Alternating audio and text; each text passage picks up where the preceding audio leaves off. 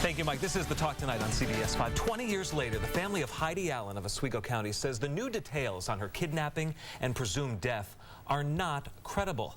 Allen's sister told a reporter today that bringing all of this up again and shedding new light on the possibility of new suspects in the case will keep her parents up at night for weeks. It was Easter of '94. Allen vanished from her job at a convenience store in New Haven. One man has been serving prison time in this case.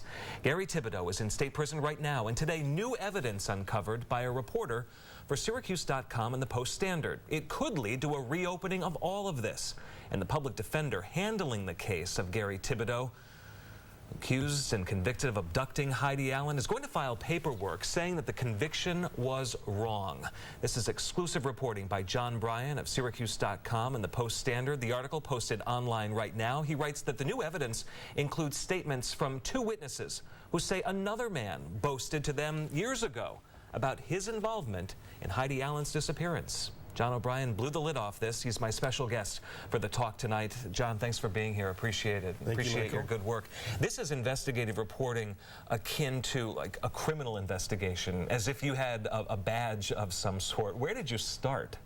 Well, we started with a tip that there's new evidence. And, you know, we get tips like that all the time. We obviously check it out. And this time, the evidence seemed pretty credible. It was involved a secretly recorded phone call in which a woman admitted, without realizing the police were listening in, that her boyfriend and two other men brought Heidi to her home. That, to me, is one of the most stunning pieces of the reporting that you've put out on this today. Because until now, I have not ever heard from anyone that they knew where Heidi Allen was, even for a split second, after that convenience store. Right, that's right, yeah. And there are two women who say that one of the three men who may have abducted her confessed to them that I abducted her with two other men, brought her to this trailer in Mexico, and took her in the woods and buried her body under floorboards of a cabin. We'll get to that part of it in just a minute, but I want to go to motivation. Why, according to the folks that you've talked to and according to the evidence that you've looked at, why was there motivation to abduct and presumably kill Heidi Allen? The allegation that what this man, James Steen, told both of these women, who I interviewed both of them, and they also gave statements to the sheriff's office, involved Heidi apparently planning to go to police about drug dealers and blowing them in. They considered her a snitch and they were going to stop her. I want to go to the iPad because your story, which we have a link to from CNYCentral.com, the story originally posted at Syracuse.com, is loaded with pictures. There are so many players in this reporting that it can be difficult. The article, I think, needs probably a second or a third read at times because it really does read like a crime novel. This is the man at the crux of it, yes? It's James Thumper Steen, who is in prison for two unrelated murders that he committed in 2010 of his wife and her boyfriend in Pulaski. Got it. All right. Well, the talk tonight continues, and we're going to stick to this. John O Brien is staying around as we continue what the Oswego County Sheriff's Department is saying about John's reporting today, and we'll get John's response to that as we continue in the talk tonight. Welcome back to The Talk Tonight here on CBS 5. John O Brien of Syracuse.com has really done some incredible reporting on the Heidi Allen disappearance. It broke today on your website, and of course now it's being followed by everyone in local media because this case really is captivating. Yeah, it is. Don't you think? Yeah, it has been for 20 years. But Heidi has never been found. It was a kind of an odd case back then. You know, one brother convicted, one acquitted. No forensic evidence linking them or the van to the crime.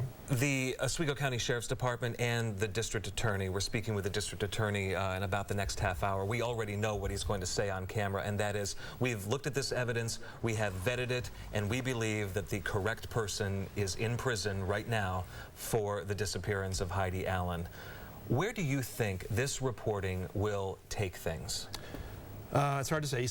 Greg Oakes said the same thing to me. I don't know where it'll go. A lot will come out in the court case that the federal public defender, Lisa Peebles, will file next week. The phone call we talked about, the recording, and the follow-up interview of that person, Jennifer, by the Sheriff's Department, are crucial to the case. The sheriff, when I talked to him, said he had not listened to the tape or watched the video. Interesting. So I don't know, maybe closer attention should be paid to those two things. What do you think happened to Heidi Allen? I just can't give an opinion on that. All I know is what the evidence showed, and we thought it was significant enough that we needed to put it out there, and maybe someone should take a closer look. So, all of this over drugs? That's where your evidence is pointing you? All of this over Heidi Allen having some information and being targeted in some way? That's what this evidence indicates. I think we'll know a lot more in the coming months. Tell me about the location in Mexico, because your reporting is that you spent some time near a cabin, near a former cabin. What's left of this building? Where is it, and what happened there? Well, the reason we went out there is because James Steen told two women that he and the two other men, he told Tanya Priest that he and two other men buried Heidi under floorboards of a cabin near Rice Road. He gave some decent directions about it, so we went out there and asked around, and people told us there's only one place that there's a cabin, and so we went back and found it. It was a flattened cabin, and the sheriff's office had the case for over a year and a half. They had not searched this, obviously. It was obviously never been searched. At the same time, the federal public defender's investigator, Dick Hauman, was doing the same investigation. He knew where it was, so yesterday, he went out, we watched, he pulled up every floorboard, and there was nothing there. Nothing there. It may not be the right cabin. I mean, there could be a lot of cabins. This case is going places now, that's for sure. All these years later. John O Brien of Syracuse.com, appreciate your reporting.